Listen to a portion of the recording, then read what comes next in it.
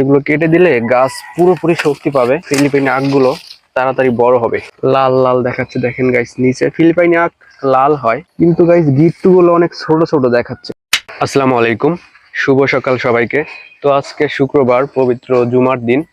চলে আসলাম আমার ফিলিপাইনি আখগুলো দেখতে। এই যে গাইস, এখানে আমার অনেকগুলো ফিলিপাইনি আখ লাগানো আছে।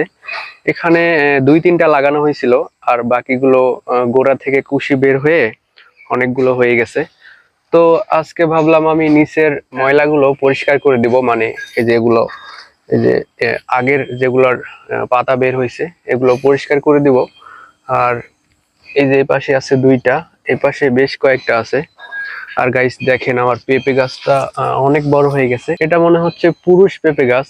এখানে আর পেঁপে ধরবে না, এটা কেটে ফেলতে হবে। আর নিচে আর একটা ছোট পেঁপে গাছ বের হচ্ছে, এইটার যত্ন নিতে হবে। আর গাইস এখানে আছে হচ্ছে জালি কুমড়ার গাছ বেশ কয়েকটা, আস্তে আস্তে গ্রো করতেছে। এই যে গাইস দেখেন আমার ফিলিপাইনি আখ, আমি যদি এই পাশ থেকে আপনাদের দেখাই, এই যে আস্তে আস্তে অনেকটাই মোটা হচ্ছে। নিচে অলরেডি আখ বের হয়ে গেছে, আমি একটু আপনাদের পরিষ্কার করে দেখাই। এই যে গাইস নিচে একটু একটু লাল লাল বের হচ্ছে। এই ফিলিপাইনি আখগুলো হচ্ছে লাল হয়। আর এই পাশে আছে বড় কয়েকটা আছে, এই পাশের গুলো অলরেডি আখ নিচ থেকে বের হয়ে গেছে। এই যে আপনাদের যদি একটু দেখাই গাইস, এই যে গাইস দেখতে পাচ্ছেন নিচে লাল। ফিলিপাইনি আখ এরকম লাল হয় আর অনেক বড় হয়, কিন্তু এখানে শক্তির অভাবে ফিলিপাইনি আখ গুলো বড় হচ্ছে না। আমি আজকে প্রত্যেকটা আখের গোড়া পরিষ্কার করে দেব। এখন থেকে কন্টিনিউ পানি দিতে হবে, তাহলে গাছগুলো অনেক বড় হবে। ইদানিং বৃষ্টি হচ্ছে, এই জন্য গাছগুলো একটু তরতাজা দেখাচ্ছে, গাছের গ্রো অনেক সুন্দর। আর এই পাশে অনেকগুলো টমেটো গাছ লাগানো ছিল গাইস, এই যে টমেটো গুলো পেকে একদম লাল টকটকে হয়ে গেছে এই যে। আর এই পাশের গাছটাতে আরো ফুল ধরতেছে।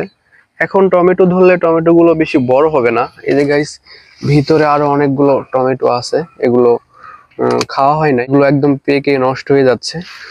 আর গাইস এই পাশে অনেকগুলো টমেটো আছে, আমি যদি আপনাদের দেখাই, এই যে এটা পেকে একদম পচে গেছে।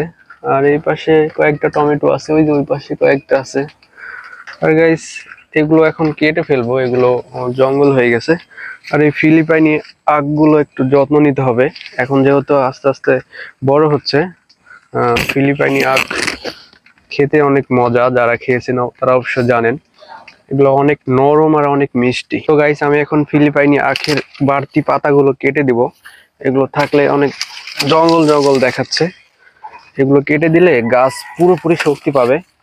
ফিলিপাইনি আখগুলো তাড়াতাড়ি বড় হবে, গ্রো করবে খুব তাড়াতাড়ি।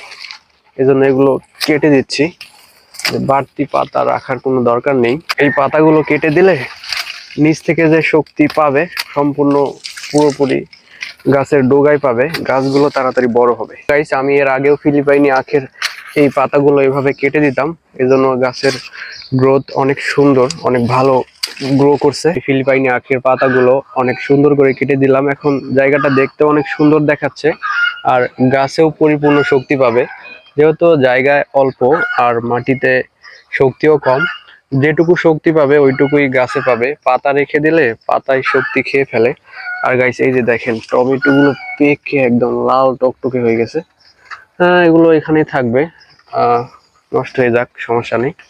আর আমি এখন ফিলিপাইনি আখের এই যে গোড়াগুলো পরিষ্কার করে দিব। এগুলো পরিষ্কার করে দিলে আখগুলো আরো সুন্দর দেখায়। অবশ্য ফিলিপাইনি আখের নিচের এই পাতাগুলো পরিষ্কার করে দিতে হয়।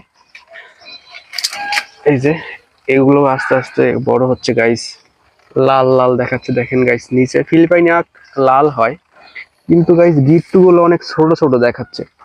এই জায়গায় শক্তি কম পাওয়ার কারণে আখ গুলো গিট্টু অনেক ছোট ছোট।